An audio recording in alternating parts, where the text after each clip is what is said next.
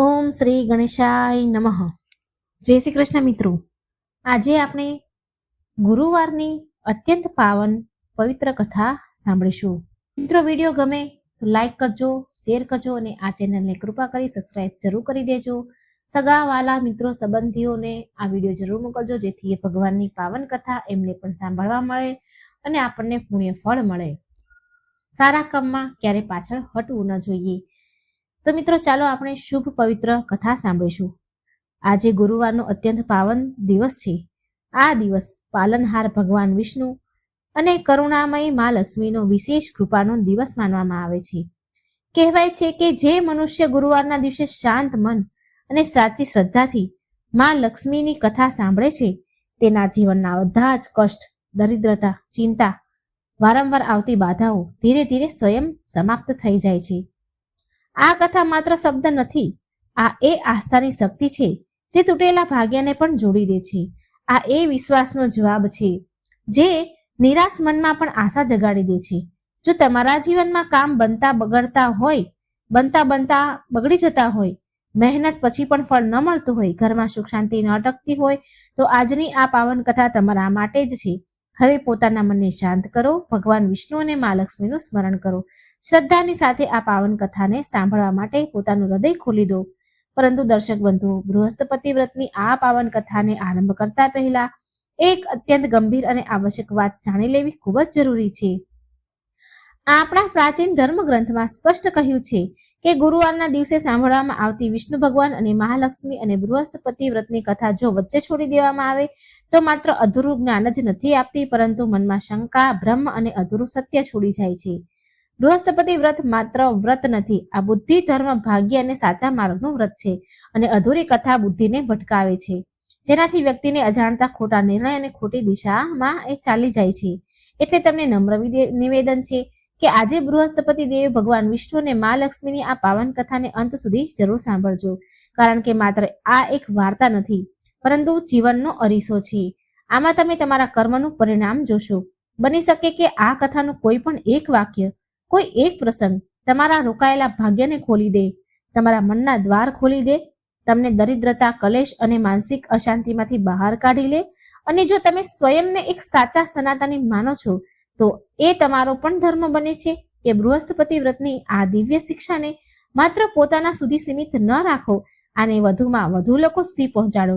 એટલે કે આ વિડીયોને લાઈક કરો, પોતાના મિત્રો અને પરિવાર સાથે શેર કરો અને અમારી આ ચેનલને સબસ્ક્રાઇબ જરૂર કરી દેજો, જેથી બૃહસ્પતિ દેવ, ભગવાન વિષ્ણુની, મહાલક્ષ્મીની કૃપા સદા તમારા પર રહે.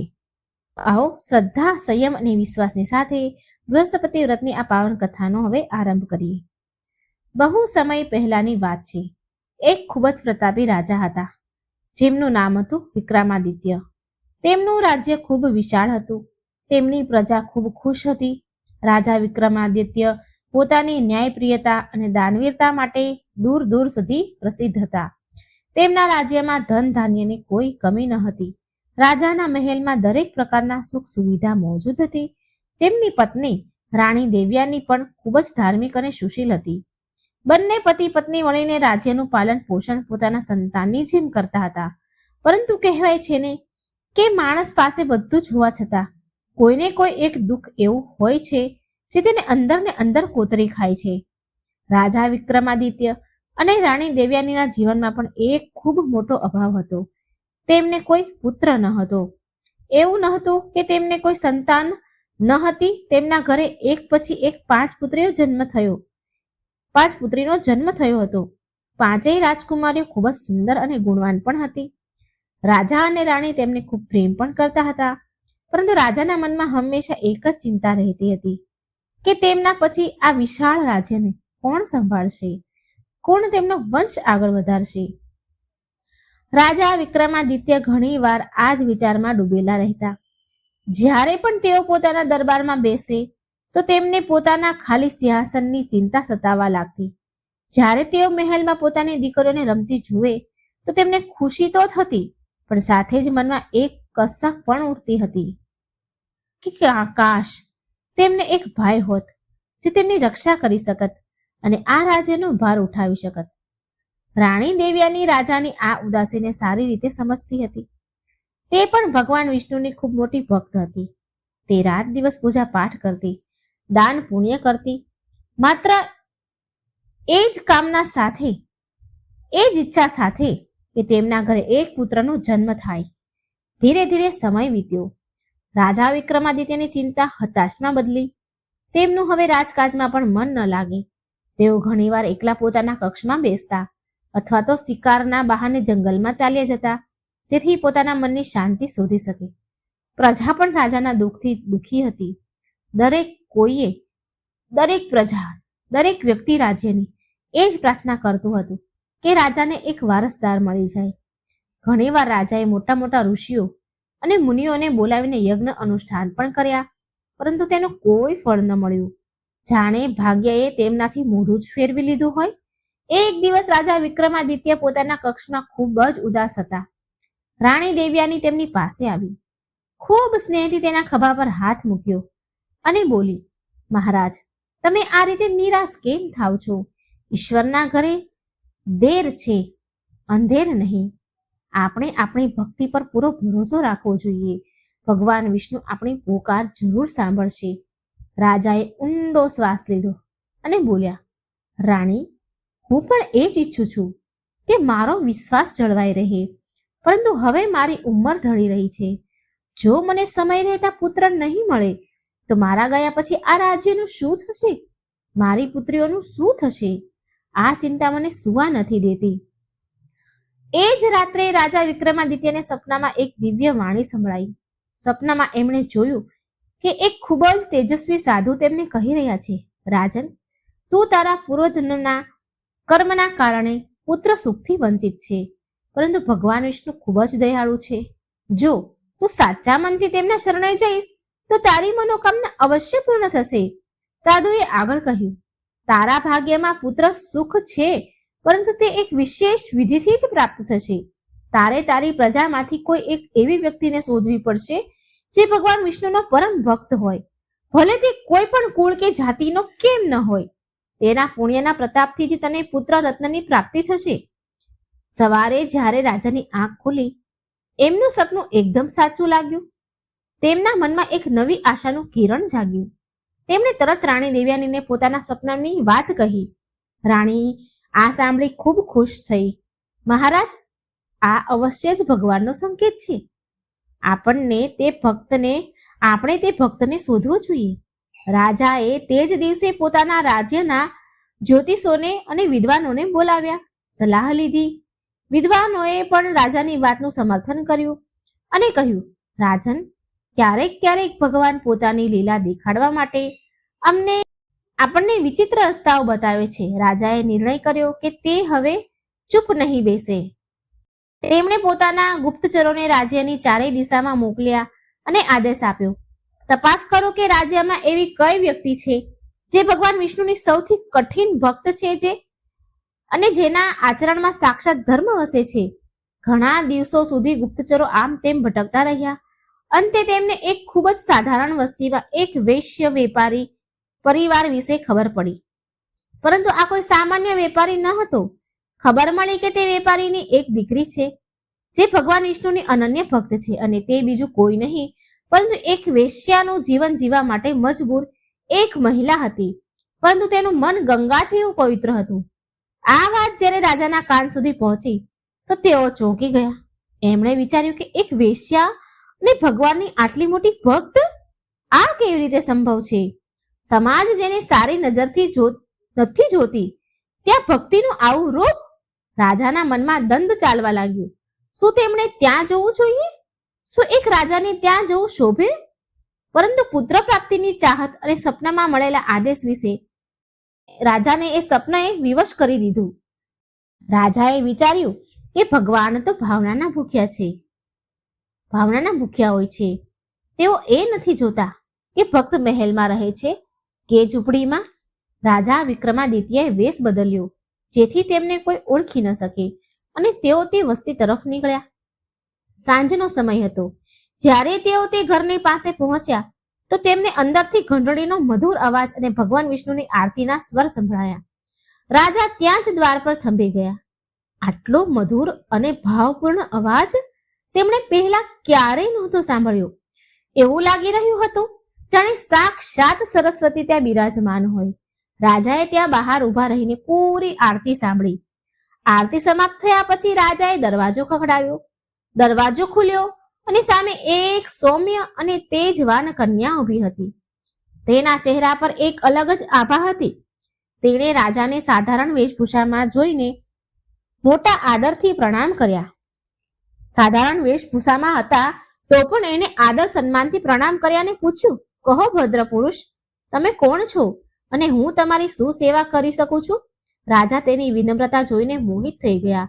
તેમણે પોતાનો પરિચય એક યાત્રીના રૂપમાં આપ્યો અને કહ્યું, તેઓ ખૂબ દૂરથી આવ્યા છે અને રાત વિતાવવા માટે થોડી જગ્યા ઈચ્છે છે.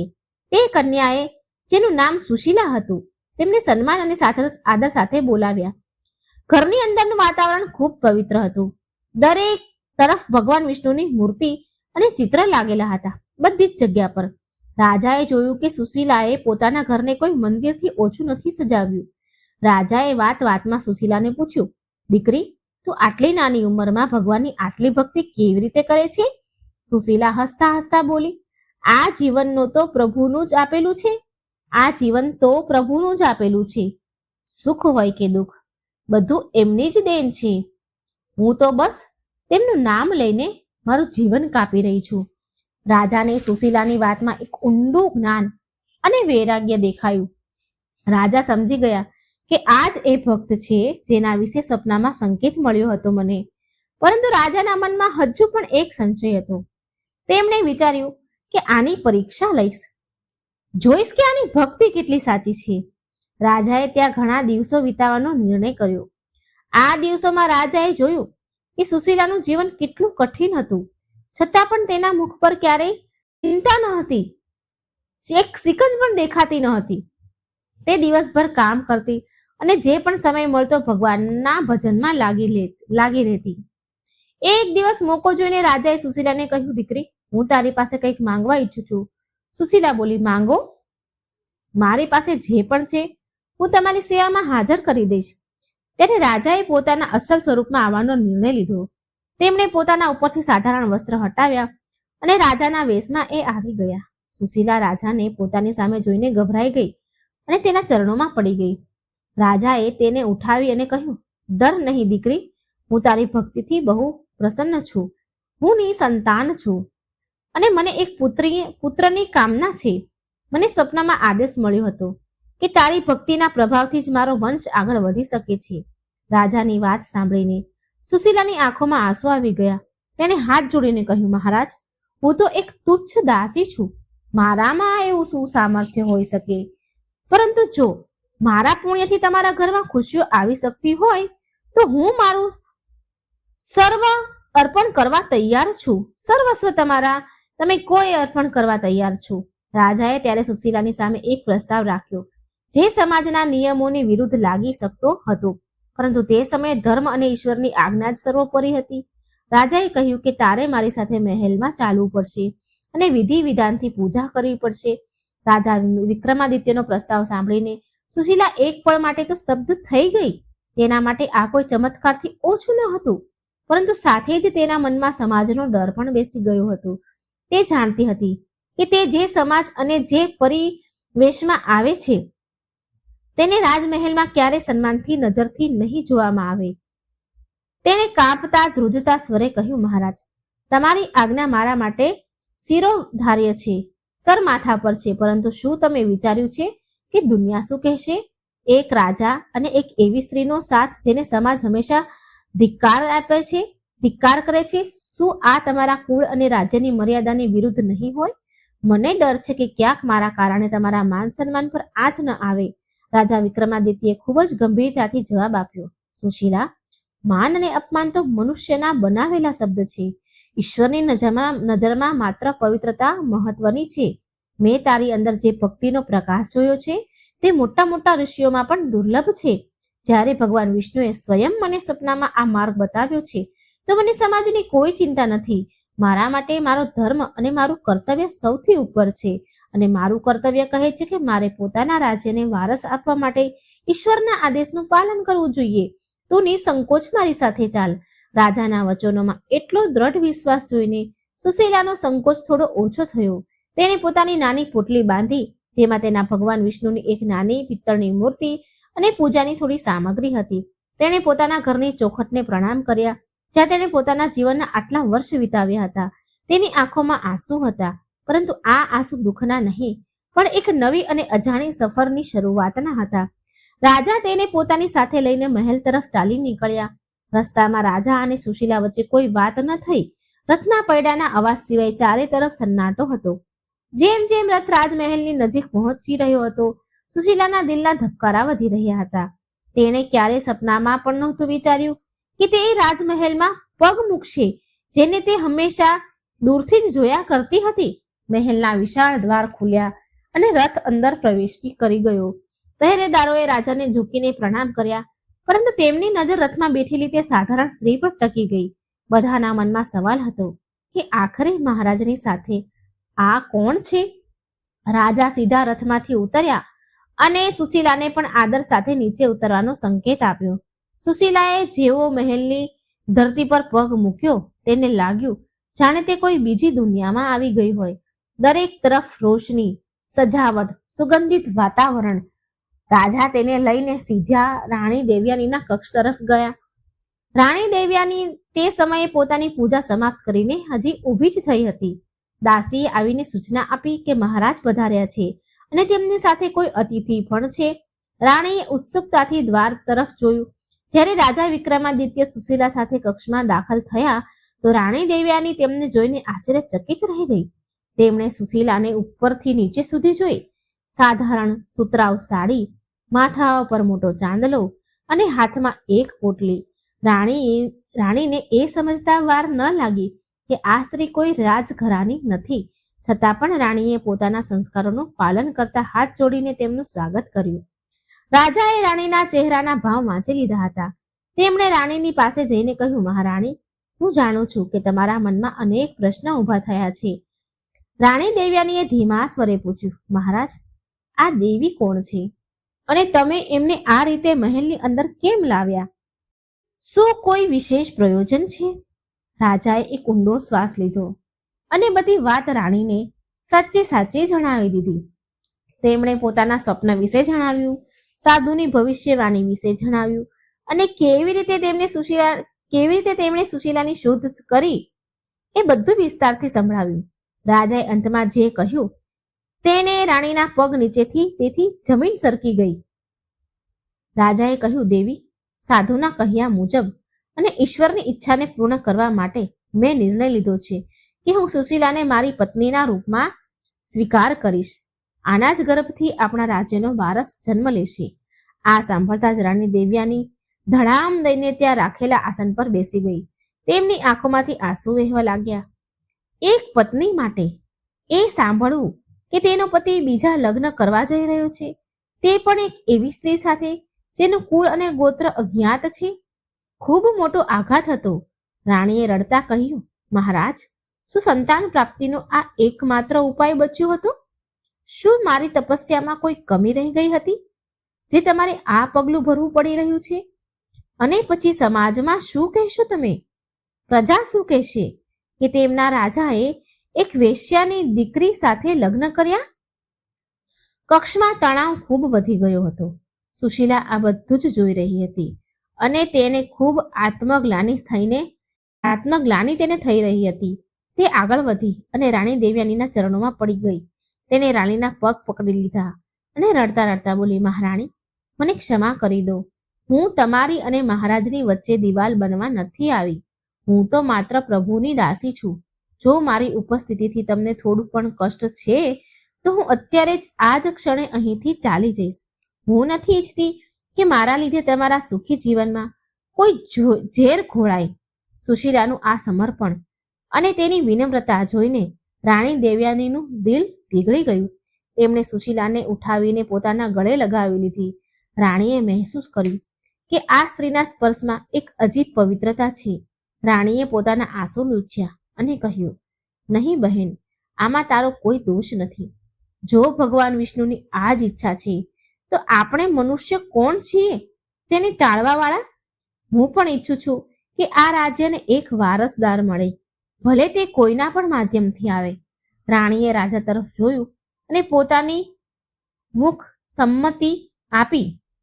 રાજા વિક્રમાદિત્યનું મન આ જોઈને ભરાઈ આવ્યું. તેમણે બંનેના માથા પર હાથ રાખ્યો. પરંતુ અસલી પરીક્ષા તો હવે શરૂ થવાની હતી. મહેલની દિવાલોને પણ કાન હોય છે. આ વાત જંગલની આગની જેમ પૂરા મહેલમાં અને પછી નગરમાં ફેલાઈ ગઈ કે રાજા એક એવી સ્ત્રી સાથે લગ્ન કરવા જઈ રહ્યા છે જે કુલીન નથી.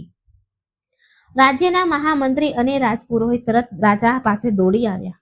તેમના ચહેરા પર ક્રોધ અને ચિંતા સ્પષ્ટ દેખાઈ રહી હતી. રાજપુરોહિતોએ કડક શબ્દમાં કહ્યું, મહારાજ, અનર્થ થઈ જશે. ધર્મશાસ્ત્ર આની અનુમતિ નથી આપતું. એક રાજાના લગ્ન માત્ર ક્ષત્રિય કે ઉચ્ચ કુળની કન્યા સાથે જ થઈ શકે છે. જો તમે આ સ્ત્રી સાથે લગ્ન કર્યા તો ધર્મ ભ્રષ્ટ થઈ જશે, દેવતાઓ નારાજ થઈ જશે અને રાજ્ય પર વિપત્તિઓ આવી પડશે. મહામંત્રીએ પણ સૂરમાં સૂર મિલાવ્યો. મહારાજ, પ્રજા વિદ્રોહ કરી શકે છે. અમે તમારા શુભચિંતક છીએ એટલે તમને રોકી રહ્યા છીએ. આ લગ્નને રોકી લો. રાજા વિક્રમાદિત્ય ધર્મ સંકટમાં ફસાઈ ગયા. એક તરફ ભગવાનનો આદેશ હતો, બીજી તરફ રાજધર્મ અને સમાજની મર્યાદા. પરંતુ રાજા જાણતા હતા કે સુશીલા કોઈ સાધારણ સ્ત્રી નથી. તેમણે રાજપુરોહિતને કહ્યું, તમે લોકો માત્ર બહારનું આવરણ જોઈ રહ્યા છો, પરંતુ મેં તેની આત્માની શુદ્ધતા જોઈ છે. જેના પર ભગવાન વિષ્ણુની કૃપા હોય તે ક્યારેય અપવિત્ર નથી હોઈ શકતા. પરંતુ પુરોહિત માનવા તૈયાર જ ન હતા. તેમણે શરત રાખી દીધી કે જો આ વિવાહ થયા તો તેઓ રાજ દરબારમાં ત્યાગ કરશે. માહોલ ખૂબ તણાવપૂર્વક ગંભીર થઈ ગયું.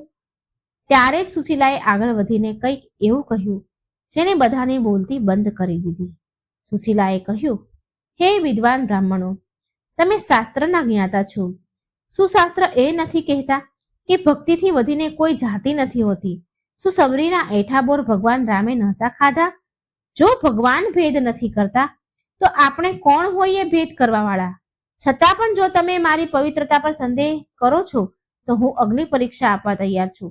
સુશીલાના ચહેરા પર એવું જ તેજ હતું કે રાજ પુરોહિત પણ એક પળ માટે સહમી ગયા. અંતઃ રાજાએ પોતાનો નિર્ણય સંભળાવી દીધો. તેમણે કહ્યું, વિવાહ તો થશે અને આજ શુભ મુહૂર્તમાં થશે. જેને રાજ્ય છોડીને જવું હોય તે જઈ શકે છે, પરંતુ હું ઈશ્વરના સંકેતના અવહેલના નહીં કરી શકું. રાજાની દ્રઢતા આગળ બધાએ ઝૂકવું પડ્યું. તે જ રાત્રે મહેલના એક નાના મંદિરમાં વગર કોઈ મોટા શોર વકોર રાજા વિક્રમાદિત્ય અને સુશીલાના લગ્ન સંપન્ન થયા. રાણી દેવયાનીએ સ્વયં મોટા મનથી સુશીલાનો શણગાર કર્યો અને તેણે મંડપ સુધી લાવી. લગ્ન સંપન્ન થયા પછી સુશીલાએ રાજા અને રાણીને કહ્યું, હવે આપણે ભગવાન વિષ્ણુને પ્રસન્ન કરવા માટે એ વ્રત શરૂ કરવું પડશે જેનો પ્રતાપ ત્રણેય લોકમાં પ્રસિદ્ધ છે. આપણે આવતા ગુરુવારથી બૃહસ્પતિ દેવનું વ્રત આરંભ કરવું પડશે. માત્ર વિવાહ માત્રથી સંતાન પ્રાપ્ત નહીં થાય. આપણે તે વિધિનું પાલન કરવું પડશે જે સાધુ બાબાએ બતાવી હતી. સુશીલાએ જણાવ્યું કે બૃહસ્પતિવારનું વ્રત ખૂબ જ ચમત્કારી હોય છે. આ દિવસે પીળા વસ્ત્ર પહેરવા જોઈએ, પીળા ફૂલોથી ભગવાન વિષ્ણુની પૂજા કરવી જોઈએ અને ચણાની દાળ અને ગોળનો ભોગ લગાવવો જોઈએ. સૌથી મહત્વપૂર્ણ વાત આ હતી કે આ દિવસે કેળાના ઝાડની પૂજા કરવામાં આવે છે, કારણ કે તેમાં સાક્ષાત ભગવાન વિષ્ણુનો વાસ મનાય છે. સુશીલાની વાત સાંભળી રાણી દેવયાની અને રાજા વિક્રમાદિત્યના મનમાં શ્રદ્ધાની લહેર દોડી. તેમણે નક્કી કર્યું તેઓ પૂરી નિષ્ઠા સાથે આ વ્રત કરશે. પરંતુ શું બધું એટલું સરળ રહેવાનું હતું?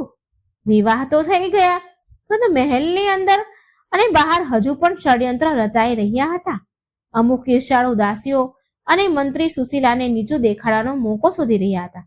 તેમને લાગી રહ્યું હતું કે આ સ્ત્રી જાદુ ટોના કરીને રાજાને પોતાના વશમાં કરી રહી છે. સુશીલા માટે અસલી સંઘર્ષ તો હવે શરૂ થવાનો હતો. તેણે ન માત્ર એક વારસને જન્મ આપવાનો હતો, પરંતુ પોતાની પવિત્રતા અને ભક્તિને પણ આ કઠોર સમાજની સામે સિદ્ધ કરવાની હતી. ગુરુવારનો દિવસ આવી ચૂક્યો હતો. આ એ દિવસ હતો જ્યારે રાજા વિક્રમાદિત્ય અને તેમનો પરિવાર પહેલી વાર પૂરા વિધિ વિધાન સાથે બૃહસ્પતિ દેવનું વ્રત રાખવાના હતા. સુશીલાએ સવારે બ્રહ્મ મુહૂર્તમાં ઉઠીને સ્નાન કર્યું અને રાણી અને પીળા રંગના વસ્ત્ર ધારણ કર્યા. તેણે રાણી દેવ્યાની અને રાજા વિક્રમાદિત્યને પણ પીળા વસ્ત્ર પહેરવાનો આગ્રહ કર્યો. સુશીલાએ જણાવ્યું કે બૃહસ્પતિવારના દિવસે પીળો રંગ ભગવાન વિષ્ણુને અતિ પ્રિય હોય છે અને આ સુખ સમૃદ્ધિનું પ્રતીક છે. મહેલના આંગણામાં એક કેળાનું ઝાડ લગાવવામાં આવ્યું. સુશીલાએ તે જગ્યાને ગાયના ગોબરથી લીપીને પવિત્ર કરી દીધું. તેણે પૂજાની થાળી સજાવી, જેમાં ચણાની દાળ, ગોળ, પીળું ચંદન, પીળા ફૂલ અને હળદર હતી. સુશીલાએ બધાને સમજાવ્યું કે આ વ્રતમાં મનની શુદ્ધતા સૌથી વધારે જરૂરી છે. તેણે કહ્યું, આજના દિવસે આપણે કોઈની નિંદા નથી કરવાની, ખોટું નથી બોલવાનું અને મનમાં માત્ર નારાયણનું ધ્યાન ધરવાનું છે. આજના દિવસે ઘરમાં કપડાં ધોવા અને વાળ ધોવા વર્જિત છે, કારણ કે આવું કરવાથી બૃહસ્પતિ દેવ નારાજ થાય છે અને ઘરની લક્ષ્મી ચાલી જાય છે. રાજા અને રાણી સુશીલાને એક વાતને ખૂબ ધ્યાનથી સાંભળી રહ્યા હતા. તેમને એવું લાગી રહ્યું હતું કે જાણે કોઈ ગુરુ તેમને જ્ઞાન આપી રહ્યા છે. ત્રણેય મળીને કેળાના ઝાડના મૂળમાં જળ ચડાવ્યું અને હળદર ચંદનથી પૂજન કર્યું. સુશીલાએ ચણાની દાળ અને ગોળનો ભોગ લગાવ્યો. ત્યારબાદ સુશીલાએ બૃહસ્પતિ દેવની કથા સાંભળવાનું શરૂ કર્યું. તેના અવાજમાં એટલો રસ હતો, એટલી મીઠાશ હતી કે ત્યાં હાજર દરેક વ્યક્તિ મંત્રમુગ્ધ થઈ ગયા. હવાઓ પણ જાણે થંભી ગઈ. પૂજા સમાપ્ત થઈ. બધાએ આરતી કરી અને પ્રસાદ ગ્રહણ કર્યો. રાજાએ અનુભવ કર્યો કે તેના મનમાં જે બેચેની મહિનાઓથી હતી તે આજે અચાનક શાંત થઈ ગઈ છે. એક અજીબ સકારાત્મક ઉર્જા પૂરા મહેલમાં ફેલાઈ ગઈ હતી. પરંતુ જેવો ડર હતો, મહેલના અમુક લોકો આ શાંતિથી ખુશ ન હતા. રાજપુરોહિત અને અમુક મંત્રી જે રાજાના વિવાહના વિરુદ્ધ હતા, તેઓ સંતાઈને આ બધું જ જોઈ રહ્યા હતા. તેઓ આપસમાં કાનાફૂસી કરવા લાગ્યા.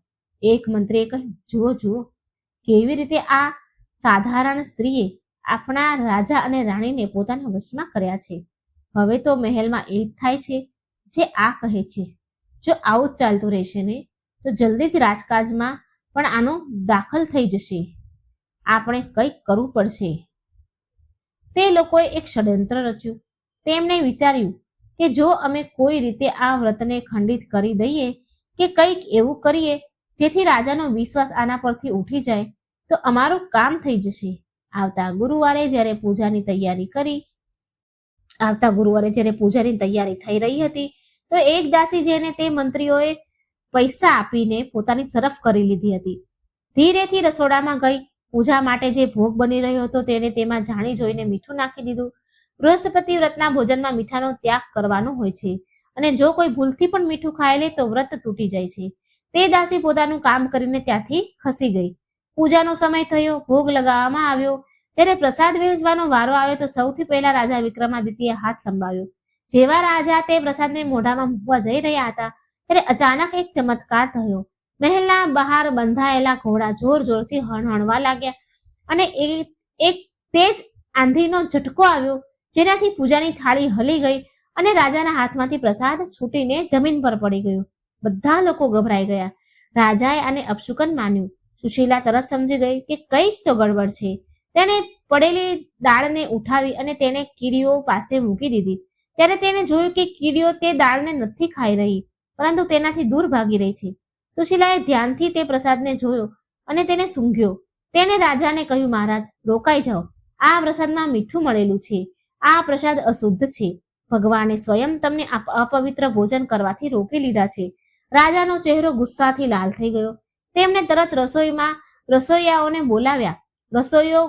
રસોઈયાઓ ધ્રુજતા આવ્યા અને તેણે કસમ ખાઈને કહ્યું કે તેમણે મીઠું નથી નાખ્યું ભોગમાં. ત્યારે પૂછપરછ કરવામાં આવી. ખૂબ સ્ટ્રિક્ટ રીતે બધી પૂછપરછ કરવામાં આવી. દાસીનો ભેદ ખુલી ગયો. તે દાસી રાજાના પગમાં પડીને માફી માંગે છે. તેણે કબૂલ કરી લીધું કે તેણે મંત્રીઓએ આવું કરવા માટે ઉશ્કેરી હતી. રાજાએ તે મંત્રીઓને દંડ આપવાનો આદેશ આપ્યો, પરંતુ સુશીલાએ રાજાને રોકી લીધા. સુશીલાએ કહ્યું, મહારાજ, આજે બૃહસ્પતિવાર છે. આજે ક્ષમાનો દિવસ છે. જો આપણે આજે કોઈને દંડ આપીશું તો આપણા વ્રતનું ફળ ઓછું થઈ જશે. ભગવાન વિષ્ણુ શાંતિ પ્રિય છે. એમને ક્ષમા કરી દો. એમની અંતરાત્મા જ એમને દંડ આપશે. સુશીલાની આ ઉદારતા જોઈને રાજા હજુ વધારે પ્રભાવિત થયા. મંત્રીઓનું માથું શરમથી ઝૂક્યું. તેમણે ક્યારેય નહોતું વિચાર્યું કે જે સ્ત્રીનું તેઓ ખરાબ ઈચ્છતા હતા તે જ તેમની રક્ષા કરશે. તે દિવસ પછીથી મહેલમાં કર્મચારીઓના મનમાં સુશીલા માટે આદર વધી ગયો. સમય પોતાની ગતિથી ચાલતો રહ્યો. રાજા રાણી સુશીલા દર ગુરુવારે નિયમિત રૂપથી વ્રત રાખતા અને કથા સાંભળતા. તેઓ ગરીબોને પીળી વસ્તુ દાન કરતા. ધીરે ધીરે રાજાના રાજ્યમાં પણ આની અસર દેખાવા લાગી. જે સમસ્યાઓ રાજ્યમાં ચાલી રહી હતી તે ઉકેલવા લાગી. પાક લહેરાવા લાગ્યો અને વ્યાપાર વધવા લાગ્યો. લગભગ 3 મહિના વીતી ચૂક્યા હતા. એક દિવસ સવારે જ્યારે સુશીલા ઊંઘીને ઉઠી તો તેને ચક્કર જેવું મહેસૂસ થયું. તેનો જીવ ગભરાવા લાગ્યો. રાણી દેવ્યાની તરત જ રાજવૈદ્યને બોલાવવા માટે દોડી. રાજવૈદ્યે આવીને સુશીલાની નસ જોતા જ રાજવૈદ્યના ચહેરા પર સ્મિત આવી ગયું. તેમણે રાજા તરફ જોયું અને હાથ જોડીને કહ્યું, બધાઈ હો મહારાજ, તમને ખૂબ ખૂબ બધાઈ હો. આપણી પ્રાર્થનાઓ સાંભળી લેવામાં આવી છે. નાની રાણી માં બનવા જઈ રહી છે. આ ખબર સાંભળતા જ રાજા વિક્રમાદિત્ય ખુશીથી ઝૂમી ઉઠ્યા. તેમની આંખોમાંથી આંસુ છલકાઈ ગયા. જે પળની તેમને વર્ષોથી રાહ હતી તે પલ આવી ગઈ. રાણી દેવ્યાનીએ સુશીલાને ગળે લગાડી અને તેને મીઠાઈઓ ખવડાવી. પૂરા રાજમહેલમાં ઢોલ નગારા વગાડવામાં આવ્યા.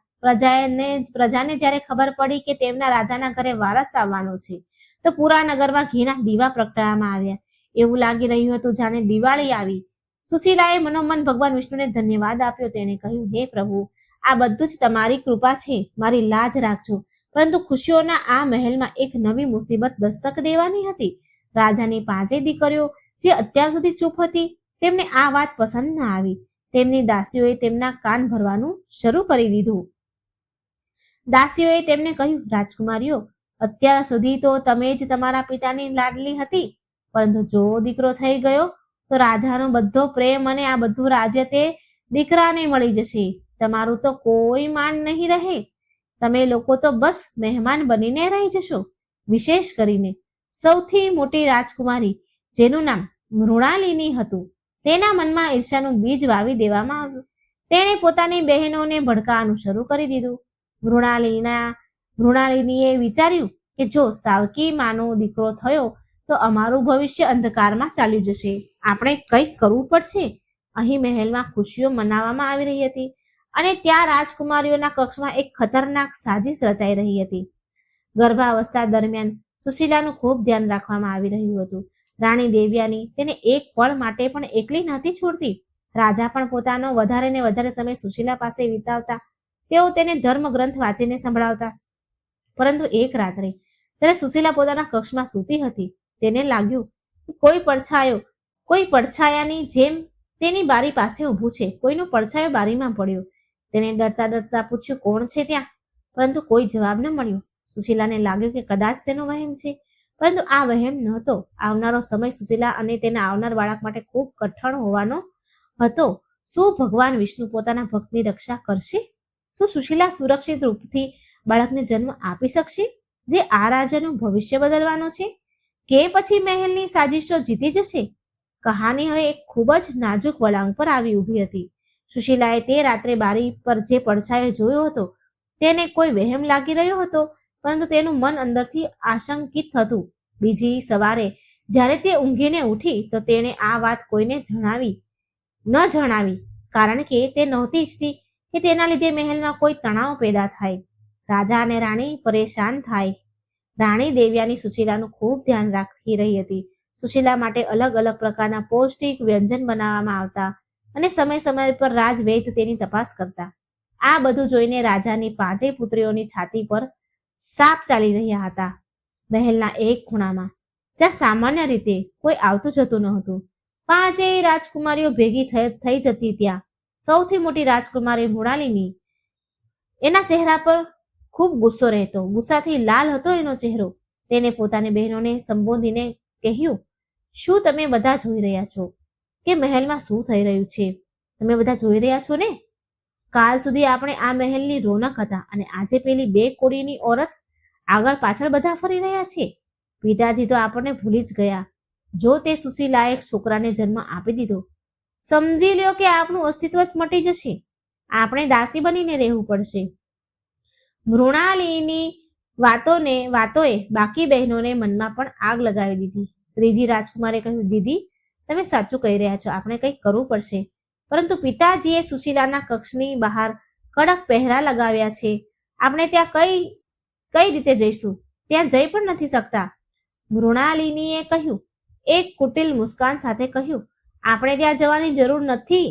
સુશીલા દર ગુરુવારે સવારે મંદિરે જાય છે. મંદિર જવાનો રસ્તો સીડીઓથી થઈને જાય છે. જો તે સીડીઓ પર કંઈક એવું કરી દેવામાં આવે, તેનો પગ લપસી જાય તો ના રહેશે વાંસ, ના વાગશે વાંસળી, બાળક પણ પડશે અને સુશીલા પણ નહીં બચે. આ યોજના ખૂબ જ ખતરનાક હતી, પરંતુ ઈર્ષાએ રાજકુમારીની મતિ ભ્રષ્ટ કરી દીધી હતી. તેમણે નક્કી કર્યું હતું કે તેઓ આવતા ગુરુવારની રાહ જોશે. ગુરુવારનો દિવસ આવ્યો. સુશીલા પોતાની દિનચર્યા મુજબ સવારે જલ્દી ઉઠી. આજે તેનું વ્રત હતું. સ્નાન કર્યા પછી તેણે પીળા વસ્ત્ર ધારણ કર્યા અને પૂજાની થાળી સજાવી. તેનું મન ભગવાન વિષ્ણુની ભક્તિમાં લીન હતું. તે ધીરે ધીરે પોતાના કક્ષમાંથી નીકળી અને મંદિર તરફ જતી સીડીઓ તરફ વધી. તેને જરા પણ અંદાજ ન હતો કે મોત તેની રાહ જોઈ રહ્યું છે. રાજકુમારીઓએ રાતના અંધારામાં તે સંગેમરમરની સીડીઓ પર ખૂબ બધું તેલ ઢોળી દીધું હતું, જે પ્રકાશમાં ચમકતું પણ ન હતું. સુશીલા ઓમ નમો ભગવતે વાસુદેવાયનો જાપ કરતા કરતા આગળ વધી રહી હતી. તે સીડીઓની બિલકુલ નજીક પહોંચી ચૂકી હતી. તે પહેલું ડગલું ભરવાની જ હતી કે ત્યારે અચાનક એક વાંદરો ક્યાંકથી કૂદીને ત્યાં આવી ગયો. મહેલમાં સામાન્ય રીતે વાંદરા નહોતા આવતા, પરંતુ તે દિવસે ન જાણે ક્યાંથી આવી ચડ્યો.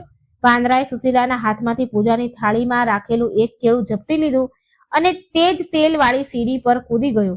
જેવો વાંદરો સીડી પર કૂદ્યો, તેલના કારણે તેનો પગ લપસી ગયો અને તે ધડામ દઈને નીચે જઈ પડ્યો. વાંદરો તો ચપળ હતો. તે તરત સંભાળીને પોતાને ભાગી ગયો, પરંતુ સુશીલાની આંખો ફાટી ગઈ. તેણે જોયું કે જ્યાં વાંદરાનો પગ પડ્યો હતો ત્યાં ચિકાસ હતી. તેણે ઝૂકીને ધ્યાનથી જોયું તો જાણ્યું કે પૂરી સીડીઓ પર તેલ વેરાયેલું હતું.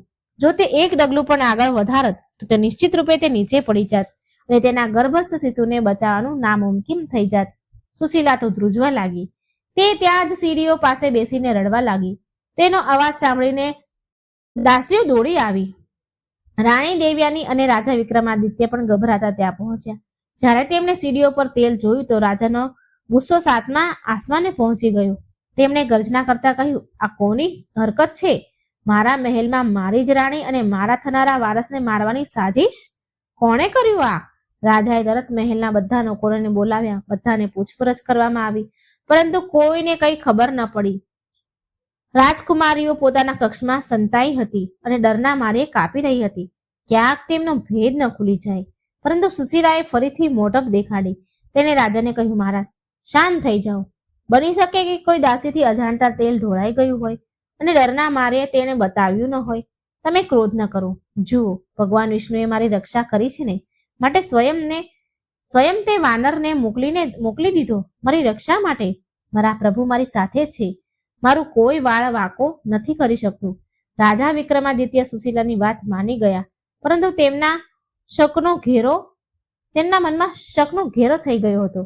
તેમને સમજાઈ ગયું હતું કે આ કોઈ દુર્ઘટના નથી, પણ એક સમજી વિચારેલી ચાલ છે. રાજાએ આદેશ આપ્યો કે આજથી સુશીલાના કક્ષ અને મંદિરના રસ્તા પર પહેરો બમણો કરી દેવામાં આવે. વગર તપાસે સુશીલાની પાસે કોઈ પણ વસ્તુ નહીં જાય. બીજી બાજુ રાજકુમારીઓની યોજના નિષ્ફળ જવાથી તેઓ હજુ વધારે ચીડાઈ ગઈ. મૃણાલિનીએ પોતાની બહેનોને કહ્યું, કિસ્મત તે ઓરતની સાથે આપી રહી છે, ભાગ્ય એનો સાથ આપી રહ્યું છે, પરંતુ દર વખતે આવું નહીં થાય. આ વખતે આપણે શારીરિક ઈજા ન પહોંચાડી શક્યા તો શું થયું? આપણે તેને માનસિક રીતે તો તોડી શકીએ છીએ. ગર્ભવતી સ્ત્રીનું મન ખૂબ જ કમજોર હોય છે. જો આપણે તેને ડરાવી દઈએ તો તેની અસર સીધા બાળક પર પડશે. કદાચ ડરના મારે તેનો ગર્ભપાત થઈ જાય. હવે રાજકુમારીઓ એક નવું ષડયંત્ર રચ્યું. તેમણે તંત્ર મંત્રનો સહારો લેવાનું વિચાર્યું. રાજ્યની બહાર જંગલના એક વૃદ્ધ સ્ત્રી રહેતી હતી, જે કાળા જાદુ માટે બદનામ હતી. મૃણાલિનીએ વેશ બદલીને પોતાની એક ભરોસાપાત્ર દાસીને તે વૃદ્ધ સ્ત્રી પાસે મોકલી. દાસી ત્યાંથી એક ડરામણી ઢીંગલી અને થોડી અજીબ જડીબુટ્ટીઓ લઈને આવી. તે વૃદ્ધ સ્ત્રીએ કહ્યું હતું કે જો આ ઢીંગલી સુશીલાના પલંગની નીચે રાખી દેવામાં આવે તો તેને આખી રાત ભયાનક સપના આવશે. તેને પડછાયા દેખાશે અને ધીરે ધીરે ગાંડી થઈ જશે. સુશીલા આ બધી વાતોથી અજાણ તે તો બસ પોતાના આવનારા બાળક માટે સપના વણી રહી હતી. એક બપોર જ્યારે સુશીલા અને રાણી દેવ્યાની બગીચામાં ટહેલી રહ્યા હતા ત્યારે મોકો જોઈને પેલી રાજકુમારીએ મોકલેલી દાસી ધીમેથી સુશીલાના કક્ષમાં પ્રવેશ કરે છે અને અભિમંત્રિત કરેલી ઢીંગલી સુશીલાના પલંગ નીચે છુપાવી દે છે. તે રાત્રે જ્યારે સુશીલા સુવા ગઈ તો તેને અજીબ બેચેની થવા લાગી. ઓરડામાં બધું સામાન્ય હતું, પરંતુ હવામાં એક ભારેપણું હતું. જેવી તેની આંખ લાગી તે ચીસ પાડીને બેઠી થઈ ગઈ. તેણે સપનામાં જોયું કે એક કાળો પડછાયો તેને ખાવા માટે દોડી રહ્યો છે, તો તેને પરસેવો વળી રહ્યો હતો. રાજા બાજુના કક્ષમાં જતા તેઓ દોડીને આવ્યા. સુશીલા, શું થયું? તું ઠીક તો છે ને? રાજાએ પૂછ્યું. સુશીલાએ કાપતા કાપતા કહ્યું, મહારાજ, મને ખૂબ ડર લાગે છે. મને એવું લાગી રહ્યું છે કે જાણે આ ઓરડામાં કોઈ બીજું પણ છે. રાજાએ પૂરા ઓરડાની તલાશ કરી, પરંતુ તેમને કંઈ ન મળ્યું. તેમણે સુશીલાને સમજાવ્યું કે આ ગર્ભાવસ્થામાં થતા સામાન્ય ખરાબ સપના છે, પરંતુ સુશીલાનું મન માનતું ન હતું. બીજી રાત્રિએ ફરી જ એવું જ થયું અને પછી તેનાથી આગળની રાત્રિએ પણ સુશીલાની હાલત બગડવા લાગી. તેની આંખોની નીચે કાળા કુંડાળા પડી ગયા. તેને ખાવા પીવાનું છોડી દીધું. રાણી દેવ્યાની ખૂબ જ ચિંતામાં આવી ગયા.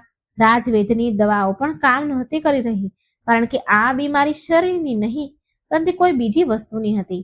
રાજકુમારીઓ સુશીલાની આ હાલત જોઈને ખૂબ જ ખુશ થતી હતી. મૃણાલિનીએ પોતાની બહેનોને કહ્યું, જુઓ, આપણું તીર નિશાના પર લાગ્યું છે. હવે તે જાતે જ પાગલ થઈ જશે અને તે બાળક ક્યારેય દુનિયાનું મોઢું નહીં જોઈ શકે. પરંતુ તેઓ ભૂલી ગઈ હતી કે જેના પર બૃહસ્પતિ દેવ અને ભગવાન વિષ્ણુનો હાથ હોય તેનું અનિષ્ટ કરવું આસાન નથી. સુશીલાની બગડતી હાલત જોઈને રાજા વિક્રમાદિત્યએ નિર્ણય લીધો કે તેઓ હવે કોઈ વૈદ્યને નહીં પરંતુ કોઈ જ્ઞાની પંડિત કે મહાત્માને બોલાવશે. રાજાને યાદ આવ્યું કે જે સાધુએ તેમને પુત્ર પ્રાપ્તિનો ઉપાય બતાવ્યો હતો, કદાચ તેઓ જ આ સમસ્યાનું સમાધાન પણ બતાવી શકે. રાજાએ મનોમન ભગવાન વિષ્ણુનું સ્મરણ કર્યું અને પ્રાર્થના કરી કે હે પ્રભુ, મારી પત્ની અને બાળકની રક્ષા કરો. રાજા વિક્રમાદિત્યએ જે મહાત્માને તેડું મોકલ્યું તેઓ કોઈ સાધારણ સાધુ ન હતા. તેઓ તંત્ર અને મંત્રના ખૂબ જ મોટા જ્ઞાતા હતા અને ભગવાન વિષ્ણુના પરમ ભક્ત હતા. રાજાનો સંદેશ મળતા જ તેઓ રાજમહેલ પધાર્યા. રાજા વિક્રમાદિત્યએ દ્વાર પર જ તેમનું સ્વાગત કર્યું. તેમને આદર સહિત સુશીલાના કક્ષમાં લઈ ગયા. સુશીલા પલંગ પર પડી હતી. તેનું શરીર પીળું પડી ચૂક્યું હતું અને બેભાન અવસ્થામાં કંઈક બબડી રહી હતી. રાણી દેવ્યાની તેના માથા પાસે બેસીને રડી રહી હતી. મહાત્માએ કક્ષમાં પ્રવેશ કરતા જ પોતાના કદમ રોકી લીધા. તેમની ભ્રમણો તણાઈ રહી હતી. તેમણે પોતાની આંખો બંધ કરી અને થોડી ક્ષણો સુધી ધ્યાન લગાવ્યું. પછી તેણે રાજા તરફ જોઈને ગંભીર સ્વરમાં કહ્યું, રાજન, આ કક્ષમાં હવા શુદ્ધ નથી. અહીં કોઈ બીમારીનો નહીં પરંતુ કોઈ નકારાત્મક શક્તિનો વાસ છે. કોઈએ રાણી સુશીલા અને તેમના ગર્ભ શિશુને નુકસાન પહોંચાડવા માટે ખૂબ જ ઘૃણિત તંત્ર પ્રયોગ કર્યો છે. રાજા વિક્રમાદિત્ય આ સાંભળીને સ્તબ્ધ રહી ગયા. તેમણે પૂછ્યું, મહાત્માજી, આનો ઉપાય શું છે? અમે આને કેવી રીતે રોકી શકીએ? મહાત્માએ પોતાના કમંડળમાંથી થોડું જળ કાઢ્યું અને થોડા મંત્રો ભણતા પૂરા કક્ષમાં છાંટી દીધું. પછી તેઓ ધીરે ધીરે ચાલતા સુશીલાના પલંગ પાસે પહોંચ્યા. તેમણે પલંગ તરફ ઈશારો કરતા રાજાને કહ્યું, રાજન, અનર્થનું મૂળ આ પલંગની નીચે છે. આને હટાવો. રાજાએ તરત સેવકોને બોલાવીને પલંગ હટાવવાનો આદેશ આપ્યો. જેવો પલંગ હટાવવામાં આવ્યો ત્યાંનો નજારો જોઈને બધા કંપી ઉઠ્યા. ત્યાં ખૂણામાં એક કાળા કપડામાં લપેટેલાઈ એક ડરામણી ઢીંગલી રાખેલી હતી. તેના પર લાલ રંગથી થોડા અજીબ નિશાન બનાવેલા હતા અને તેમાં ઘણી સોયો ખૂંપેલી હતી. આ એ જ ઢીંગલી હતી જે રાજકુમારીની દાસીએ ત્યાં છુપાવી હતી. મહાત્માએ રાજાને તેનો હાથ લગાવવાની ના પાડી. તેમણે પોતાની જોડીમાંથી ચીપિયો કાઢ્યો અને તે ઢીંગલીને ઉપાડી તેમણે કહ્યું, જુઓ રાજન, આજ છે તે કાળું જાદુ જે રાણીના પ્રાણનો તરસ્યો બનેલો છે.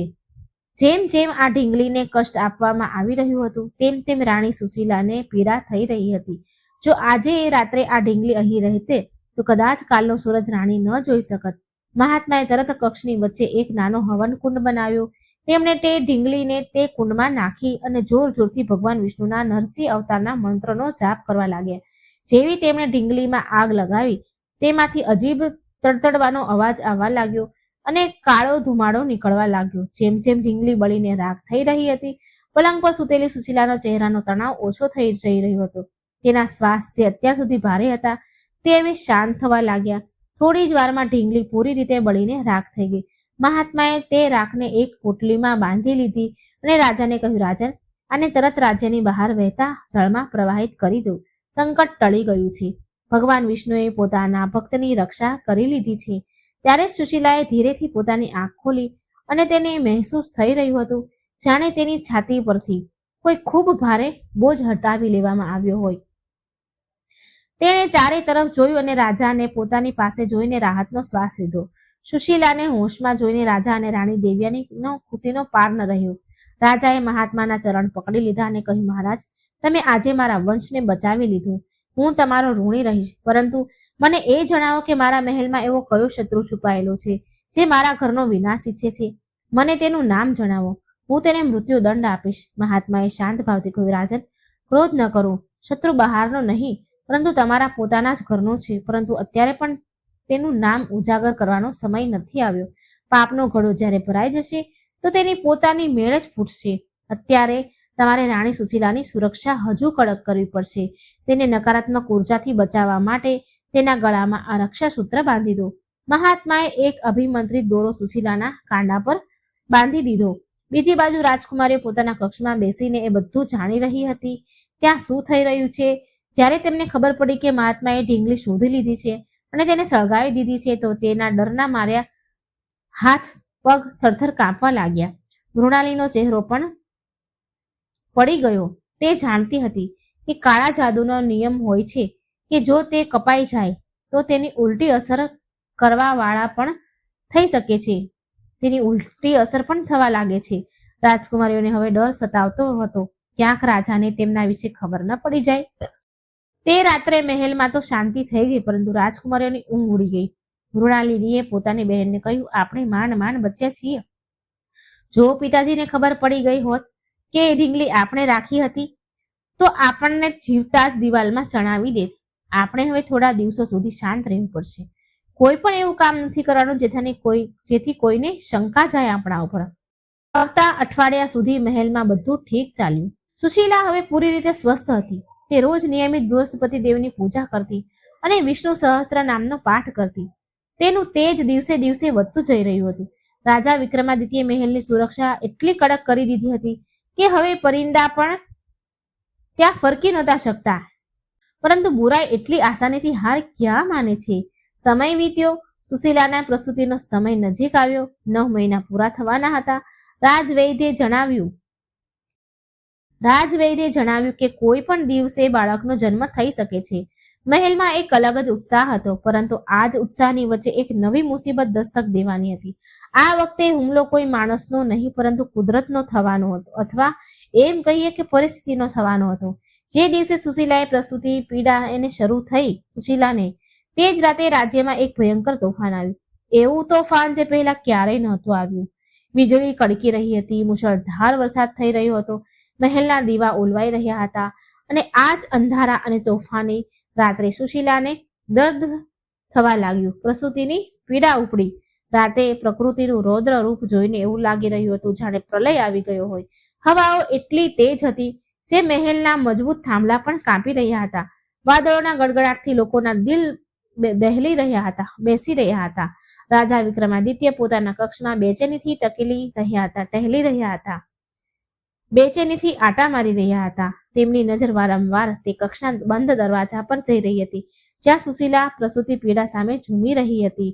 રાજવૈદ અને અનુભવી દાઈઓ અંદર હતી, પરંતુ સમય વીતતો જઈ રહ્યો હતો અને કોઈ ખબર નહોતી આવી.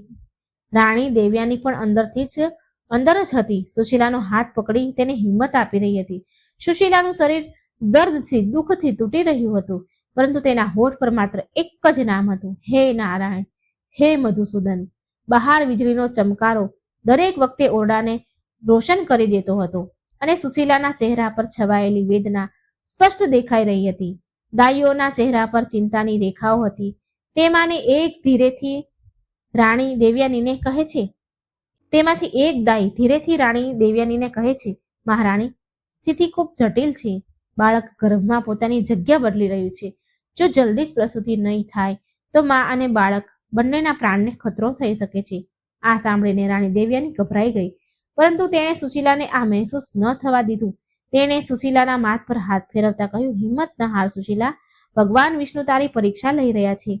બસ થોડી પળ અને પછી તારા ખોળામાં ખુશીઓ હશે. ત્યારે જ આકાશમાં એક ખૂબ ભયંકર વીજળી કડકી. તેનો અવાજ એટલો તેજ હતો કે લાગ્યું કે જાણે આકાશ ફાટી રહ્યું હોય.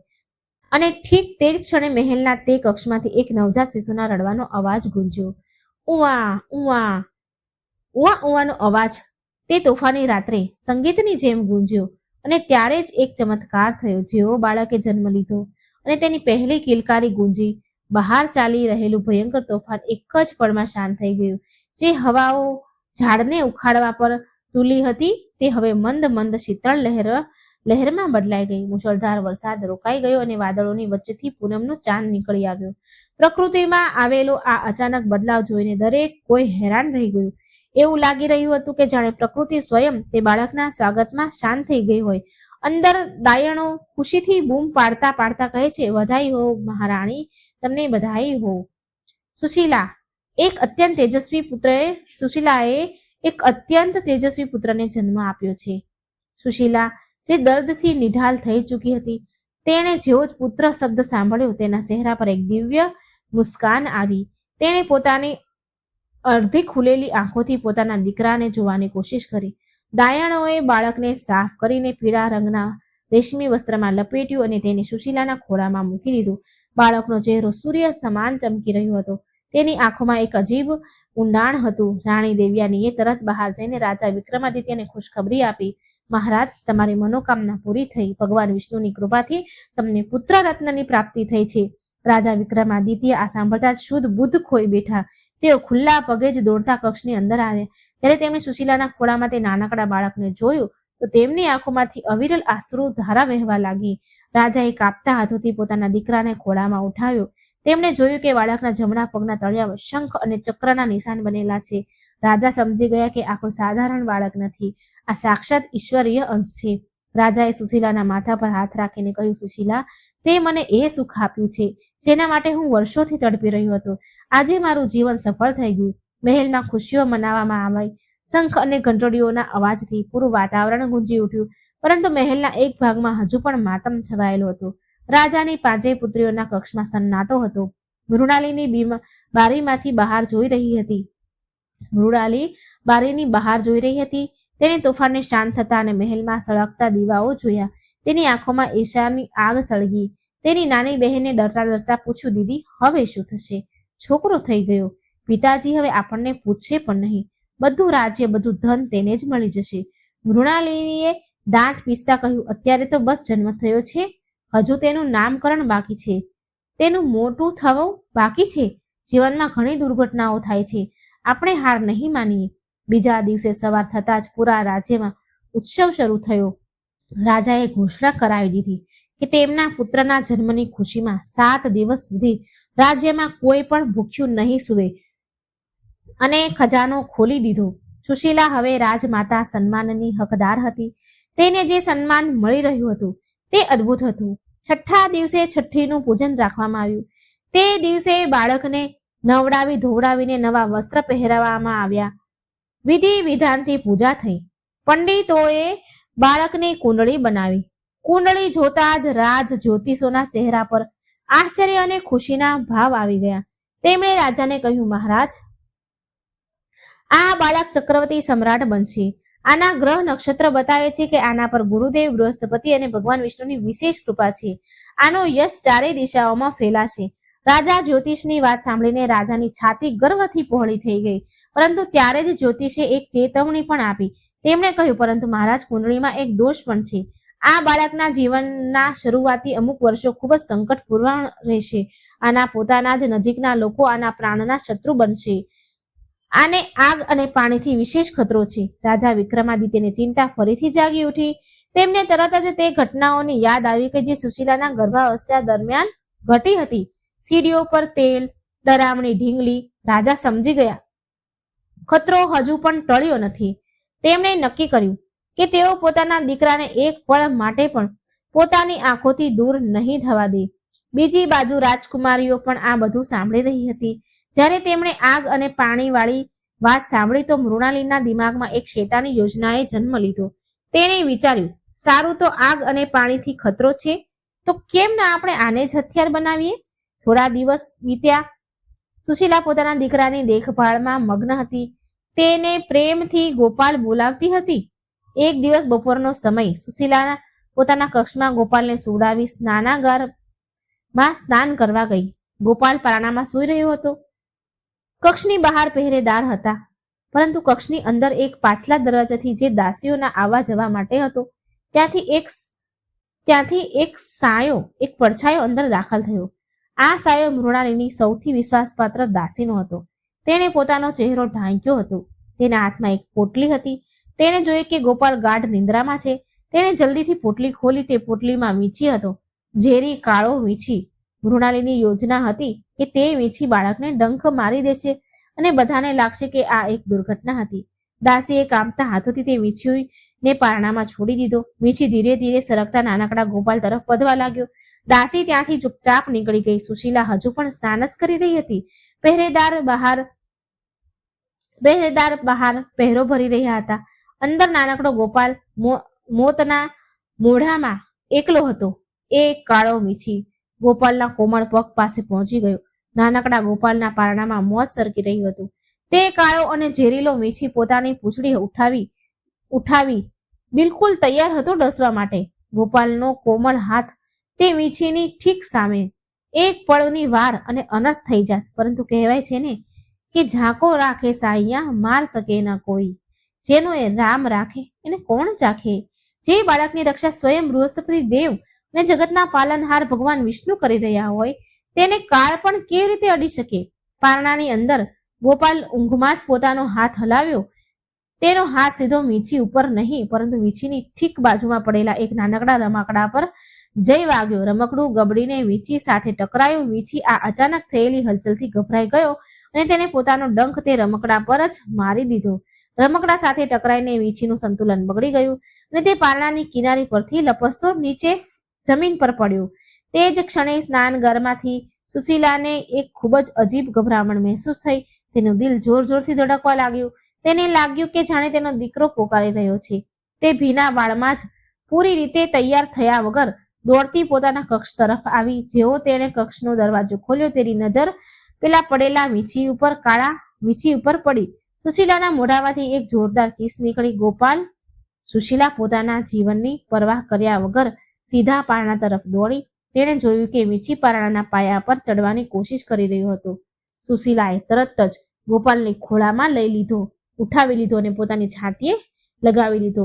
ગોપાલ જે અત્યાર સુધી સૂઈ રહ્યો હતો, માની ચીસ અને અચાનક ઉઠવાથી એ જાગી ગયો. જોર જોરથી રડવા લાગ્યો. સુશીલાની ચીસ સાંભળીને બહાર ઉભેલા પહેરેદાર ભાલા લઈને અંદર આવ્યા. તેમણે જમીન પર પડેલા ઝેરીલા વીંછીને જોયો. પહેરેદારોએ તરત જ પોતાની તલવાર અને જૂતાથી તે વીંછીને મારી નાખ્યો. કક્ષમાં શોર સાંભળીને રાજા વિક્રમાદિત્ય અને રાણી દેવ્યાની પણ ત્યાં આવ્યા. જ્યારે રાજાએ મરેલા વીંછીઓને જોયા તો તેમનો ચહેરો ક્રોધથી લાલચોળ થઈ ગયો. તેમણે ગર્જના કરતા પૂછ્યું, આ કેવી રીતે થયું? મારા મહેલના સૌથી સુરક્ષિત કક્ષમાં, જ્યાં પરિંદા પણ નથી ફરકી શકતા, ત્યાં આ ઝેરીલો વીંછી કેવી રીતે આવ્યો? આ કોઈ દુર્ઘટના નથી, આ એક હુમલો છે. રાજાએ તરત કક્ષની બારીકીથી તલાશ લેવાનો આદેશ આપ્યો. સૈનિકોએ ખૂણે ખૂણા તપાસ્યા. ત્યારે જ એક સૈનિકે ઓરડાના પાછલા દરવાજા પાસે એક રેશમી કપડું મળ્યું. તેને જોયું, જેના પર થોડીક અજીબ ગંધ આવી રહી હતી. આ એ જ કપડું હતું જેમાં દાસી વીંછીઓને લપેટીને લાવી હતી. ઉતાવળમાં તે કપડું ત્યાં જ પડી ગયું હતું. રાજાએ તે કપડાને સૂંઘ્યું. તેમાંથી જંગલની ભીની માટી અને મરેલા જાનવર જેવી બદબુ આવી રહી હતી. રાજા સમજી ગયા કે આ કામ કોઈ બહારનાનું નથી. કોઈ છે જે મહેલના રસ્તાઓને જાણે છે અને જેને એ પણ ખબર હતી કે સુશીલા ક્યારે સ્નાન કરવા જાય છે. રાજાએ પોતાની તલવાર કાઢી અને કસમ ખાધી, આજે હું તે નાગિનને શોધી જ કાઢીશ જે મારા દીકરાને ડંખ મારવાની કોશિશ કરે છે. પરંતુ મૃણાલિની ખૂબ જ ચાલાક હતી. તેણે પોતાની તે દાસીને જેણે આ કામ કરાવ્યું હતું પહેલેથી જ મહેલથી દૂર પોતાના મોસાળ મોકલી દીધી અને આ અફવા ફેલાવી દીધી હતી કે તે દાસી બીમાર છે. જ્યારે રાજાએ પૂછપરછ કરી તો કોઈ સુરાગ હાથ ન આવ્યો. એકવાર ફરી અપરાધી બચી નીકળ્યો, પરંતુ રાજાની ઊંઘ હવે હરામ થઈ ચૂકી હતી.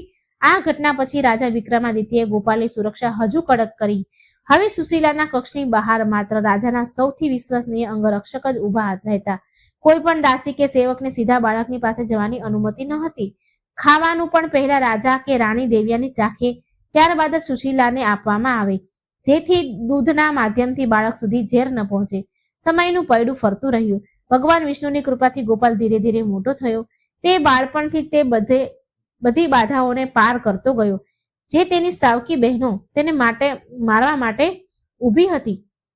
ક્યારેક તેના રમકડામાં કાચ ભેળવી દેવામાં આવતા, તો ક્યારેક તેના રસ્તામાં કાંટા પાથરી દેવામાં આવતા, પરંતુ દરેક વખતે કોઈને કોઈ ચમત્કાર થતો ને ગોપાલ બચી જતો. ક્યારેક તે કાંટાઓને જોઈને રસ્તો બદલી લેતો, તો ક્યારેક કાચવાળું રમકડું તેના હાથમાં આવતા પહેલા તૂટી જતું. જોત જોતામાં 7 વર્ષ વીતી ગયા. હવે ગોપાલ 7 વર્ષનો એક ખૂબ જ સુંદર બુદ્ધિમાન બાળક બની ચૂક્યો હતો. તેના ચહેરા પર એવું જ તેજ હતું કે જે પણ તેને જોવે બસ જોતું જ રહે. તેણે ગુરુકુળ જવાનું શરૂ કરી દીધું. તે પોતાની ઉંમરના બાળકોથી ક્યાંય વધારે સમજદાર હતો. તેને રામાયણ અને મહાભારતની વાર્તાઓ મોઢે યાદ હતી. સૌથી મોટી વાત, તેનામાં પોતાની માં સુશીલાની જેમ જ ભક્તિના સંસ્કાર હતા. તે દર ગુરુવારે પોતાની મા પાસે બેસીને ભગવાન વિષ્ણુની પૂજા કરતો અને વ્રતની કથા મોટા ચાવથી, ઈચ્છાથી સાંભળતો. બીજી બાજુ રાજાની 5 પુત્રીઓ હવે યુવાન થઈ ચૂકી હતી, પરંતુ તેમના મનમાં મેલ અત્યાર સુધી ધોવાયો ન હતો. મૃણાલિની હવે હજુ વધારે ઈર્ષાળુ અને ક્રૂર થઈ ચૂકી હતી, પરંતુ તેના મનનો મેલ અત્યાર સુધી ધોવાયો ન હતો. મૃણાલી વધારે ઈર્ષાળુ અને ક્રૂર થઈ ગઈ. ગોપાલની વધતી લોકપ્રિયતાને એને ખૂંચતી હતી. પ્રજા ગોપાલને અત્યારથી જ પોતાના ભાવિ રાજા માનીને પૂજવા લાગી. જ્યારે પણ ગોપાલ નગર ભ્રમણ કરવા નીકળે, લોકો તેના પર ફૂલોની વર્ષા કરે. આ બધું જોઈ મૃણાલીનું લોહી ઉકળતું હતું. એક દિવસ મૃણાલી પોતાની બહેનોને પોતાના કક્ષમાં બોલાવી. તેણે કહ્યું, બહેનો, 7 વર્ષ થઈ ગયા. આપણે દરેક રીત અપનાવી લીધી, પરંતુ તે છોકરાનો વાળ વાંકો ન થયો. તે દિવસે દિવસે વધુ મજબૂત થતો જઈ રહ્યો છે. પિતાજી તો હવે આપણને જોતા પણ નથી. તેમની દુનિયા બસ ગોપાલ સુધી સીમિત થઈ રહી છે. જો આપણે જલ્દી કંઈ નહીં કરીએ તો ખૂબ મોડું થઈ જશે. વચલી બહેને નિરાશ થઈને કહ્યું, પરંતુ દીદી, આપણે કરી પણ શું શકીએ? એના પર તો જાદુ ટોણા પણ અસર નથી કરતા. હવે તો તે મોટો થઈ ગયો છે, પોતાની રક્ષા જાતે કરી શકે છે. મૃણાલીની આંખોમાં એક શેતાની ચમક હતી. તેણે કહ્યું, યાદ છે રાજા જ્યોતિષે તેના જન્મ સમયે શું કહ્યું હતું? તેને પાણીથી ખતરો છે, જળ જ તેનો કાળ છે. હવે ગરમીઓ શરૂ થઈ રહી છે, કેમ ના આપણે ભવિષ્યવાણીને સાચી કરી બતાવીએ? બધાએ ઉત્સુકતાથી પૂછ્યું, કેવી રીતે દીદી? મૃણાલિની બોલી, પોતાની યોજના સમજાવી. આપણે પિતાજીને કહીશું કે ગોપાલનું મન ભણવામાં લાગી રહ્યું છે, તેને થોડું મનોરંજન જોઈએ. આપણે તેને નદી કિનારે અને વન ભોજન માટે લઈ જવો જોઈએ. પ્રસ્તાવ રાખીશું આપણે આવો. પિતાજી વ્યસ્ત રહે છે, તેઓ જઈ નહીં શકે. માં સુશીલા અને મોટી માં દેવ્યાની પણ આપણને કોઈ બહાને મહેલમાં જ રોકી લઈશું. બંને માને આપણે મહેલમાં જ રાખીશું. આપણે કહીશું કે અમે પોતાના નાના ભાઈ સાથે સમય વિતાવવા ઈચ્છીએ છીએ. અમારી વચ્ચે પ્રેમ વધવો જોઈએ. પિતાજી તો એ જ ઈચ્છે છે કે આપણે બધા હળી મળીને રહીએ. તેઓ ના નહીં પાડે. યોજના પાકી થઈ ગઈ. બીજા દિવસે સવારે 5 બહેનો ખૂબ જ પ્રેમ અને દુલારનું નાટક કરતા રાજા વિક્રમાદિત્ય પાસે ગઈ. મૃણાલિનીએ ખૂબ જ મીઠા સ્વરે કહ્યું, પિતાજી, અમે વિચારતા હતા કે ગોપાલ રાત દિવસ ભણવામાં લાગેલો રહે છે, બિચારો થાકતો નથી શું? આજે મોસમ ખૂબ સરસ છે, હવામાન ખૂબ સરસ છે. જો તમારી આજ્ઞા હોય તો અમે ગોપાલને નગરની બહાર યમુના નદીના કિનારે લઈ જઈએ શેર કરવા માટે. અમે બધા ભાઈ બહેન મળીને રમીશું, ભોજન કરીશું, શાંત થતા પાછા આવી જઈશું. રાજા વિક્રમાદિત્ય પોતાની દીકરીઓના મોઢે આવી વાત સાંભળીને ગદગદ થઈ ગયા. તેમને લાગ્યું કે સમયની સાથે તેમની દીકરીઓના મનમાં ગોપાલ માટે પ્રેમ જાગી ગયો છે. રાજા તો હંમેશાથી એ જ ઈચ્છતા હતા કે તેમનો પરિવાર એક થઈ જાય. રાજાએ ખુશ થઈને કહ્યું, આ તો ખૂબ સારી વાત છે. તમે લોકો જરૂર જાઓ, પરંતુ ધ્યાન રાખજો, નદી ઊંડી છે, ગોપાલને પાણી પાસે એકલો ન છોડતા. મૃણાલીએ મનોમન હસતા કહ્યું, જી પિતાજી, અમે તેનું પૂરું ધ્યાન રાખીશું. સુશીલાનું મન નહોતું માની રહ્યું, પરંતુ જ્યારે તેને ખબર પડી કે ગોપાલ પોતાની બહેનો સાથે જઈ રહ્યો છે, તો તેને ગભરામણ થવા લાગી. તેણે રાજાને કહ્યું, મહારાજ, શું આ ઉચિત રહેશે? ગોપાલ હજુ નાનો છે અને નદીઓ તોફાને ચડેલી છે. રાજાએ તેને સમજાવ્યું, સુશીલા, તું શું કામ વ્યર્થમાં ચિંતા કરે છે? તેઓ તેની બહેનો છે અને પછી હું સાથે અંગરક્ષક પણ મોકલીશ. તેમની આપસમાં હળવા મળવાનો મોકો આપ. તે લોકોને આપસમાં રમવાનો મોકો આપ. આનાથી પરિવારમાં શાંતિ આવશે. સુશીલા રાજાની આજ્ઞા ટાળી ન શકી. તેને ગોપાલને તૈયાર કર્યો, પીળા ધોતી પહેરાવી અને માથા પર કેસરનું તિલક લગાવ્યું. તેને ગોપાલના કાંડા પર બાંધાયેલું રક્ષાસૂત્ર કસી દીધું અને ગળે લગાવીને કહ્યું, બેટા, નદીથી વધારે પાસે ન જતો અને તારી દીદીઓનું કહેવું માનજે. ગોપાલે હસતા હસતા માના ચરણ સ્પર્શ કર્યા અને કહ્યું, માં, તમે ચિંતા ન કરો, હું સાંજ સુધીમાં પાછો આવી જઈશ. ગોપાલ પોતાની બહેનો સાથે રમવા રથમાં બેસી ગયો. મહેલમાંથી નીકળ્યા. રાજાએ સુરક્ષા માટે 4 ઘોડેસવાર સૈનિકો સાથે મોકલ્યા, પરંતુ મૃણાલિનીએ આનો પણ તોડ વિચારી રાખ્યો હતો. જેવો તેઓ જંગલના રસ્તા પર પહોંચ્યા, મૃણાલીએ સૈનિકોને કહ્યું, સૈનિકો, તમે લોકો અહીં જ રોકાઓ અને અમારા પાછા આવવાની રાહ જુઓ. અમે નદી કિનારે એકાંતમાં અમારા ભાઈ સાથે રમવા ઈચ્છીએ છીએ. તમારી સાથે હોવાથી ગોપાલ ખુલીને રમી નહીં શકે. અમે બસ થોડે દૂર જઈ રહ્યા છીએ. સૈનિક રાજકુમારીની આજ્ઞા ટાળી શકતા ન હતા અને તેમ પણ નદીનો કિનારો ત્યાંથી દેખાઈ રહ્યો હતો. સૈનિકોએ વિચાર્યું કે થોડી જ દૂરીની તો વાત છે, એટલે તેઓ ત્યાં જ રોકાઈ ગયા. હવે ગોપાલ પોતાની 5 બહેનો સાથે એકલો હતો. નદીનું પાણી ઊંડું અને તેજ હતું. બપોરનો સન્નાટો છવાયેલો હતો. મૃણાલિની ગોપાલનો હાથ પકડી તેને નદીના બિલકુલ કિનારે લઈ ગઈ.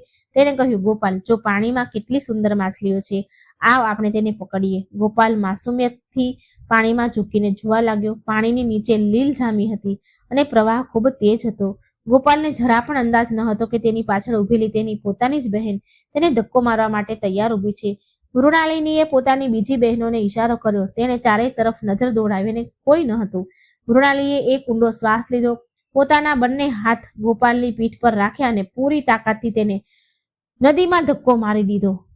ઓ માં! ગોપાલના મોઢામાંથી બસ એટલું જ નીકળ્યું અને તે છપાક દઈને ઊંડા પાણીમાં જઈ પડ્યો. પાણીનો પ્રવાહ તેને પળભરમાં જ કિનારાથી દૂર લઈ ગયો. ગોપાલે હાથ પગ મારવાની કોશિશ કરી, પરંતુ તે નાનો હતો અને પાણીની તાકાત ખૂબ વધારે હતી. તે ડૂબવા લાગ્યો.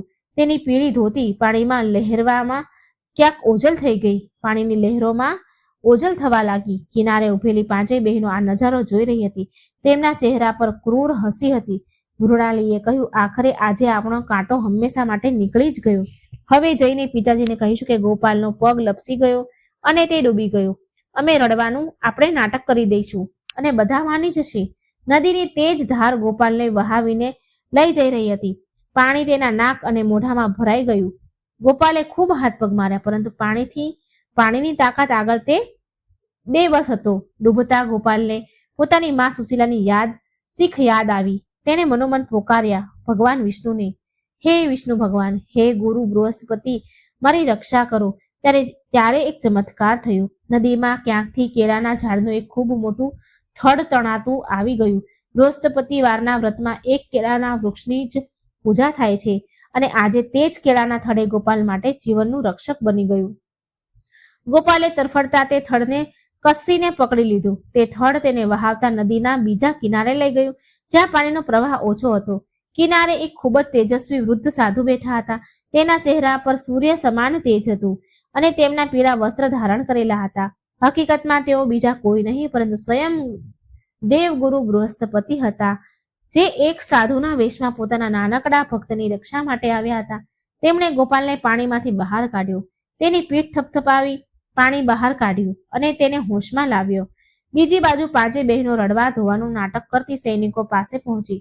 મૃણાલી મગરના આંસુ વહેડાવા લાગી. અનર્થ થઈ ગયું. ગોપાલનો પગ લપસી ગયો અને તે નદીમાં ડૂબી ગયો. અમે તેને બચાવવાની ખૂબ કોશિશ કરી, પણ પ્રવાહ ખૂબ જ હતો પાણીનો. સૈનિકોના તો હાથ પગ ફૂલી ગયા. તેઓ હાંફતા ફાફતા થઈને મહેલ તરફ ભાગ્યા. જ્યારે આ ખબર રાજા વિક્રમાદિત્ય અને રાણી સુશીલા સુધી પહોંચી તો મહેલમાં કોહરામ મચી ગયો. રાજા પોતાના રથ પર સવાર થઈ ગાંડાની જેમ, પાગલોની જેમ નદી તરફ દોડ્યા. સુશીલા પણ ખુલ્લા પગે તેની પાછળ દોડી વિલાપ કરી રહી હતી. મારા પ્રભુ, આવું ન કરી શકો તમે. મારો ગોપાલ મને છોડીને ન જઈ શકે. નદી કિનારે પહોંચીને રાજાએ જોયું કે તેમની દીકરીઓ રડવાનું નાટક કરી રહી છે. રાજા નદીમાં કૂદવાના જ હતા ત્યારે જ તેમની નજર બીજા કિનારા પર પડી. ત્યાં તેમણે જોયું કે એક સાધુ ગોપાલનો હાથ પકડીને ઊભા છે અને ગોપાલ બિલકુલ સુરક્ષિત છે. રાજા અને સુશીલા નાવ લઈને ઉડી લઈ તરત તે પાર ગયા, સામે પાર. ગોપાલને જીવિત જોઈને સુશીલાએ તેને છાતીએ લગાવ્યો અને ધ્રુસકે ને ધ્રુસકે રડવા લાગી. રાજા એ સાધુના ચરણોમાં પડી ગયા અને પ્રણામ કર્યા અને કહ્યું, હે મહાત્મા, તમે કોણ છો? તમે મારા પુત્રને નવું જીવન આપ્યું છે. સાધુ હસીને બોલ્યા, રાજન, જીવન આપવા વાળો હું કોણ હોઉં છું?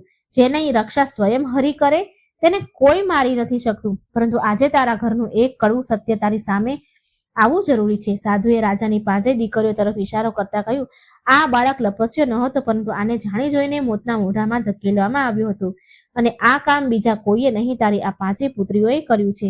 આ સાંભળતા જ રાજા વિક્રમાદિત્યના પગ નીચેથી જમીન સરકી ગઈ. તેમણે પોતાની દીકરીઓ તરફ જોયું. સાધુના તેજ અને પોતાની ચોરી પકડાઈ જવાથી ડરથી 5 બહેનો કાપવા લાગી. તેઓ ઘૂંટણીએ પડી ગઈ અને સાચું કબૂલ કરી લીધું. મૃણાલિની રડતા રડતા બોલી, પિતાજી, અમને માફ કરી દો. ઈર્ષાએ અમને આંધળા કરી દીધા હતા. અમે ડરી ગયા હતા કે ગોપાલના આવવાથી અમારું મહત્વ ઘટી જશે કા ખતમ થઈ જશે. રાજાનો ક્રોધ જ્વાળામુખીની જેમ ફાટ્યો. તેમણે તલવાર ખેંચી લીધી અને કહ્યું, તમને દીકરી કહેતા પણ મને શરમ આવે છે. તમે પોતાના જ નાના ભાઈનો જીવ લેવાની કોશિશ કરી. આના માટે માત્ર એક જ સજા છે, મૃત્યુદંડ. રાજા વાર કરવાના જ હતા છોકરીઓ પર કે સુશીલાએ રાજાના હાથ પકડી લીધા. સુશીલાએ કહ્યું, નહીં મહારાજ, રોકાઈ જાઓ. આજે બૃહસ્પતિવારનો પવિત્ર દિવસ છે. આજના દિવસે હિંસા ન થવી જોઈએ. અને જુઓ, આપણો ગોપાલ સુરક્ષિત છે. ભગવાને આપણી લાજ રાખી લીધી છે. જો ભગવાન આમને જીવિત રાખી શકે છે તો આપણે આ લોકોનો મારવાનો શું અધિકાર છે? આપણે ન મારી શકીએ. આમને ક્ષમા કરી દો.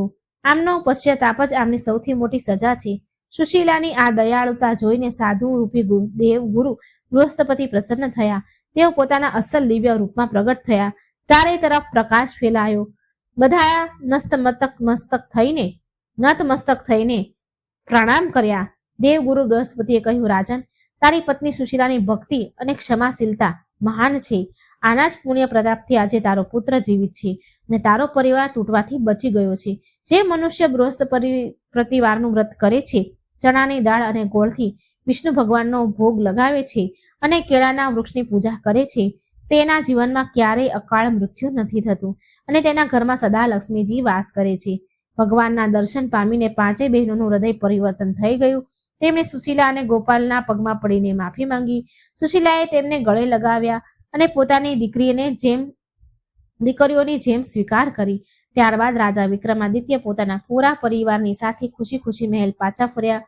મૃણાલી અને તેની બહેનોએ ઈર્ષા ત્યાગી દીધી અને તેઓ પણ હવે નિયમથી બૃહસ્પતિવારનું વ્રત કરવા લાગી.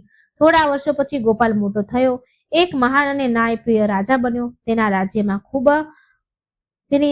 રાજ્યમાં પ્રજા ખૂબ સુખી હતી અને ઘરમાં ભગવાન વિષ્ણુ અને બૃહસ્પતિ દેવની પૂજા થવા લાગી. આ કથા આપણને શીખ આપે છે કે જો રામ રાખે એને કોઈ ન ચાખે. ઈશ્વરની ભક્તિમાં એ શક્તિ છે જે મોતને પણ માત આપી શકે છે.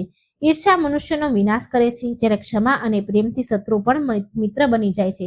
બૃહસ્પતિવાર વ્રત કરવાથી મનુષ્યની બધી મનોકામના પૂરી થાય છે અને જીવનના બધા કષ્ટ સંકટ દૂર થઈ જાય છે. ઓમ જય બૃહસ્પતિ દેવ.